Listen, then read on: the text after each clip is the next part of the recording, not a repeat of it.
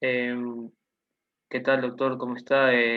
Vamos a hablar el día de hoy acerca de las complicaciones postoperatorias. Vamos a empezar con un caso, el primer caso de los dos que nos prepararon. Bueno, los compañeros somos mi persona, Brian Pilco, Anthony Loor, Alexa Muñoz, Diana Murillo y Agustín Yangarín. Comenzamos.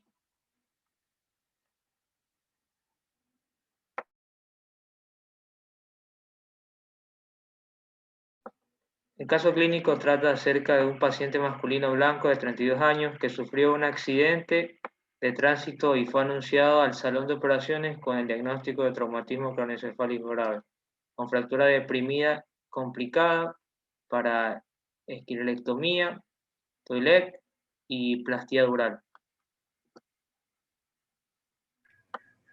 Ya, en cuanto a la historia clínica, los datos de interés, bueno, se registró una infección severa en las vías respiratorias, el resto fue normal. Para estabilizar al paciente se le prescribió midazolam, fentanil, también se requería al paciente intubarlo y también se administró succinilcolina. La intubación no presentó incidentes y posterior a la intubación se observó una disminución de la expansión torácica y también del murmullo vesicular, este se encontraba nulo, específicamente a nivel del emitórax izquierdo. Asimismo, se registró una tensión arterial de 160 sobre 106 miligramos de mercurio. La frecuencia cardíaca fue de 118 latidos por minuto y la saturación de oxígeno fue de 86%.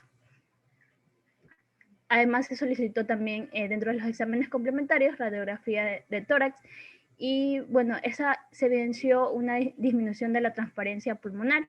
Esto, bueno, nos induce a pensar sobre la posible atelectasia a partir de la oclusión bronquial parcial. Bueno, una vez estabilizado al paciente, se comenzó la intervención quirúrgica. Esta duró de 130 minutos. Al término de la intervención, el paciente fue trasladado a lo que es la unidad de trauma. Posterior, al transcurrir 3 horas, fue extubado y 2 horas después comenzó un cuadro respiratorio que era muy similar al que, bueno, presentaba durante la cirugía. Para esto también se inició tratamiento con, con aminofilina. Bueno, en lo que es, en la dosis 0.5 miligramos por kilogramos cada hora. Y al pasar las 4 horas, el cuadro se persistía, el paciente seguía mal, tenía una saturación de 75 a 80% y se le solicitó nuevamente una gasometría arterial, donde se evidenciaba disminución del pH, un pH de 7.3 y la presión parcial de oxígeno iba a estar aumentada a 50 milímetros de mercurio. Se volvió a realizar una radiografía de tórax y en este caso se observó una radiopacidad que era homogénea en lo que es un hemitórax. A las 8 horas, bueno, el paciente se evidenció mejoría y para esto también se le realizó una broncoscopía bajo anestesia general. Más que todo se le realizó esto en el caso de reacción inflamatoria y para extraer lo que es las secreciones endurecidas del bronquio izquierdo. Se volvieron a repetir las pruebas y a partir de este momento ya se evidenció cambios en los valores de la gasometría y la evolución fue favorable. La siguiente, gracias.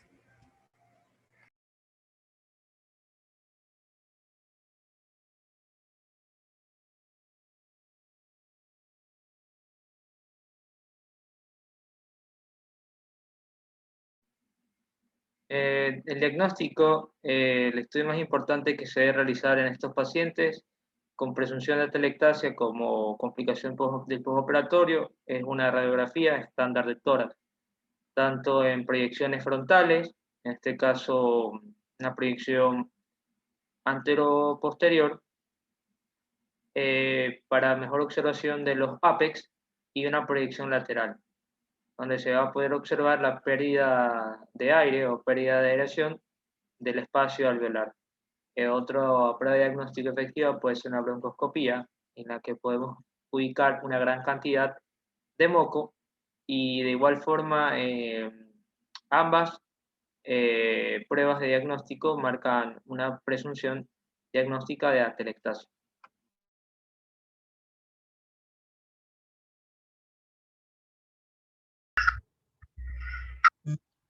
En el tratamiento tenemos que la atelectasia leve, esta puede desaparecer sin tratamiento y en ocasiones se pueden administrar medicamentos para poder aflojar o diluir la mucosidad. Pero si la afección se ve a una obstrucción, es posible que este paciente requiera cirugía u otros tratamientos. Al término de la intervención, el paciente fue trasladado e intubado a la unidad de trauma para continuar con el tratamiento neurointensivo y a las 3 horas de su ingreso fue extubado y 2 horas después comenzó con un cuadro respiratorio similar al que se ocurrió en el quirófano. Se inició, por lo tanto, tratamiento con infusión de aminofilina de 0,5 miligramos por hora. Horas el cuadro persistía con SPO2 de entre 75 y 80% y la gasometría arterial solicitó un pH de 7,33, la PCO2 de 52,4, PA2 de 50 milímetros de mercurio, bicarbonato de 26 miliequivalentes sobre litros y la saturación de oxígeno de 70. También la fracción de oxígeno inspirado de 0,5. Se procedió a realizar una radiografía de tórax en la cual se observó radiopacidad homogénea del hemitórax con un aspecto de una atelectasia masiva del pulmón izquierdo. Entonces se decidió reintubar al paciente y se colocó presión positiva al final de la expiración de 5 centímetros de oxígeno. A las 8 horas la mejoría no fue evidente, por lo tanto se realizó una broncoscopía bajo anestesia general y se constató una reacción inflamatoria marcada de secreciones endurecidas en el bronquio principal izquierdo. Se realizó un lavado bronquial extenso y extracción de gran cantidad de moco. Siguiente, por favor. Posteriormente se mantuvo con una ventilación de 0,5 y la nueva gasometría arterial demostró un pH de 7,40, un PCO2 de 48 miligramos de mercurio, PA2 de 93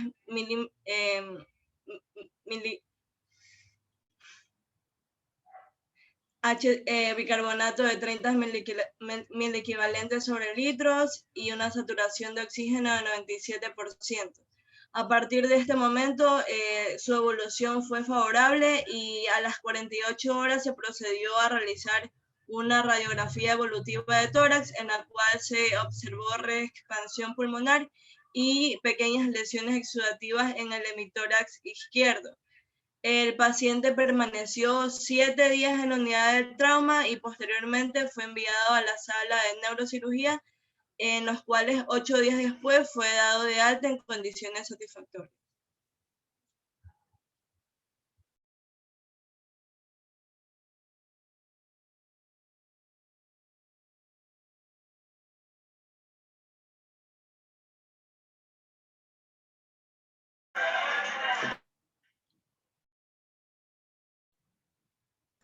Sigues grabando por si acaso. Pausaste después el...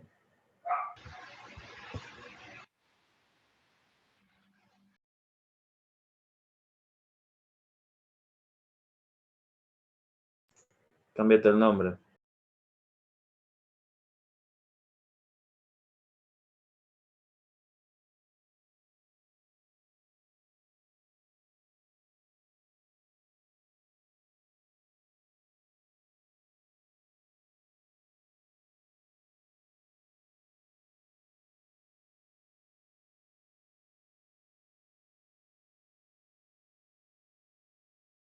Dale.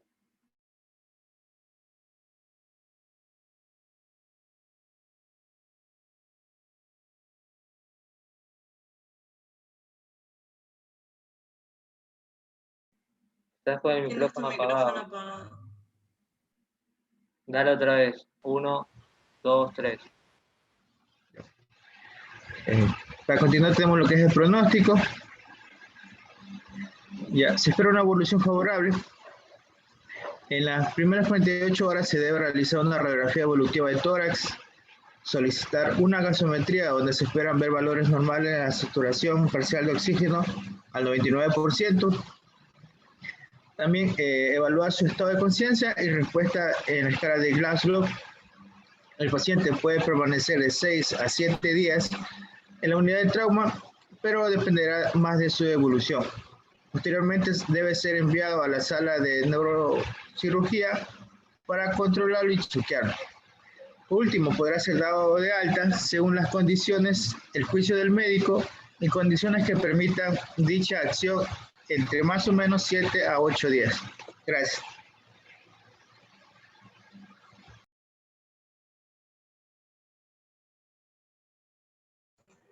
Faltó la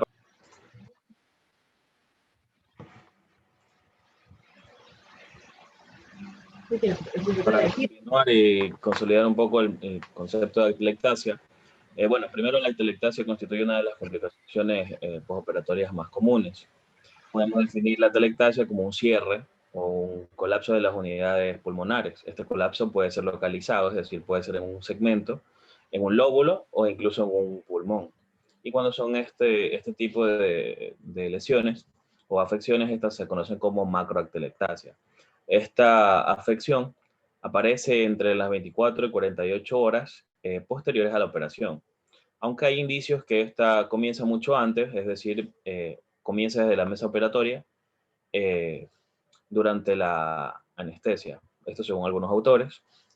Bueno, la atelectasia pulmonar postoperatoria se produce este taponamiento debido a las secreciones bronquiales, entonces no hay un mecanismo fisiológico normal para expulsar estas obstrucciones, que en este caso sería la tos expulsiva. Entonces, cuando este mecanismo está afectado, está dañado, el enfermo suele ahogarse con sus secreciones, porque se invaden los conductos respiratorios y es por la ausencia de este reflejo, de este mecanismo fisiológico que es la tos, es que el paciente podría entrar en hipoxemia por estar ocupados estos mismos conductos.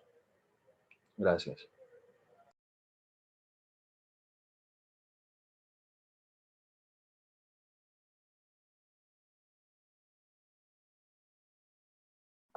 Bien, continuando con el siguiente caso clínico, nosotros los mismos integrantes, Brian Pilco, Anthony Loro, Alexa Muñoz, Diana Murillo y Agustín Yagarín. Vamos a empezar con el siguiente caso clínico.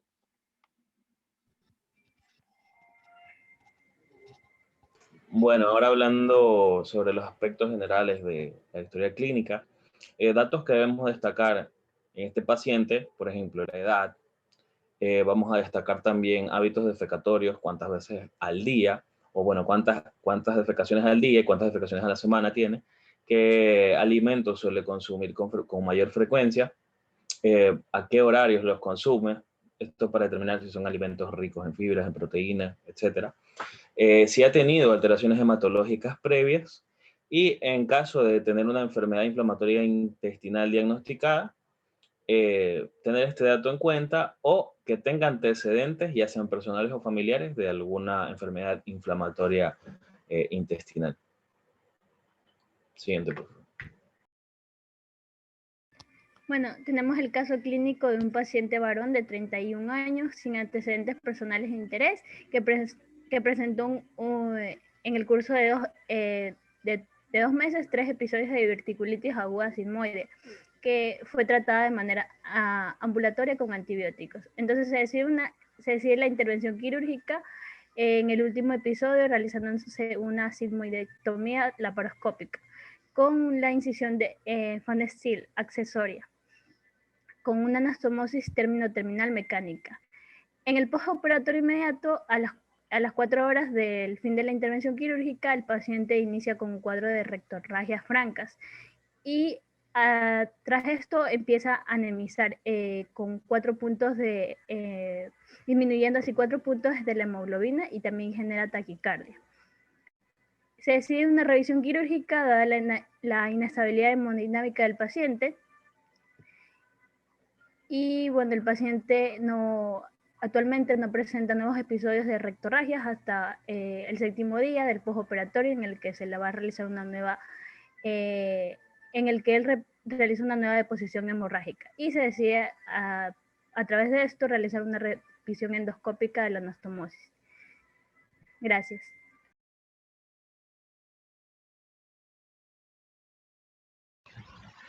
Bien, para el diagnóstico de atelectasia debe iniciarse con la realización de una historia clínica completa, seguida de una exploración minuciosa del paciente. Y posterior a esto vamos a hacer una investigación sobre su etiología. El estudio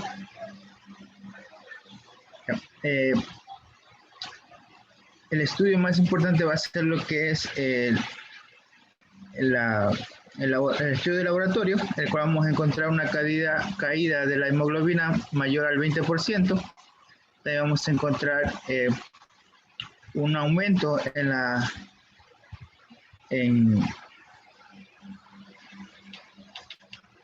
lo que es el flujo sanguíneo, y por ende vamos a encontrar lo que es un paciente hipotenso. También vamos a encontrar lo que es al paciente confundido o en estado de lucidez mental oprimida, y posterior a esto vamos a realizar lo que es la revisión quirúrgica, lo cual nos va a dar un diagnóstico de hemorragia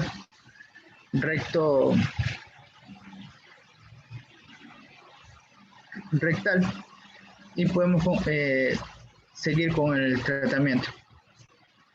Siguiente. En el tratamiento tenemos que la tasa de sangrado anastomótico postoperatorio de la cirugía colorectal se va a situar entre el 0,5 y el 1,8%. Y aunque la mayoría de los pacientes no requieran un tratamiento, dada la ausencia de la repercusión hemodinámica de la hemorragia, algunos pacientes van a requerir la realización de una endoscopía con electrocoagulación del punto sangrante. Y solo algunos pacientes van a requerir revisión quirúrgica de esta anastomosis. En los casos en los que el sangrado anemiza o condiciona una inestabilidad hemodinámica en los que la actitud terapéutica urgente va a ser necesaria, según algunos estudios, el 43% de los pacientes van a responder a la transfusión de hematíes y un porcentaje similar a la electrocoagulación endoscópica. Solo en casos recalcitrantes debería realizarse una exploración quirúrgica con resección y reconfección de la anastomosis. En el caso presentado, el hecho de que la ligadura de los vasos mesentéricos inferiores no haya sido realizada en el origen pudo haber causado un hiperaflujo sanguíneo a la zona de anastomosis, en la que haya sido causante de la hemorragia postoperatoria.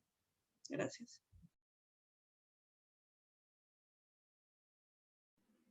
Bueno, recordando que una de las complicaciones más frecuentes en los primeros días, tanto de cualquier tipo de cirugía que se mencione, tenemos siempre a las hemorragias, en este caso que es el diagnóstico definitivo, y los seromas. Ahora, en el pronóstico de una hemorragia, siempre se tiene que tener en cuenta lo siguiente. El pronóstico va a depender de la cicatrización que tenga el paciente y los cuidados respectivos de la misma. Ahora, como pronóstico hay que tener en cuenta que el paciente no debería presentar nuevos episodios de rectorragia hasta el 7º día del postoperatorio. Obviamente con el tratamiento y todo que será aplicado. No debería presentar desde que se lo trató hasta el 7º día. Caso contrario, se debe realizar una nueva deposición hemorrágica como tratamiento pronóstico, y obviamente hay que volver a evaluar el estado del sangrado a través de una revisión endoscópica de las anastomosis sin objetivarse un punto de sangrado. Entonces, estos serían los principales puntos de pronóstico para el caso clínico que hemos presentado también el día de hoy. Muchas gracias.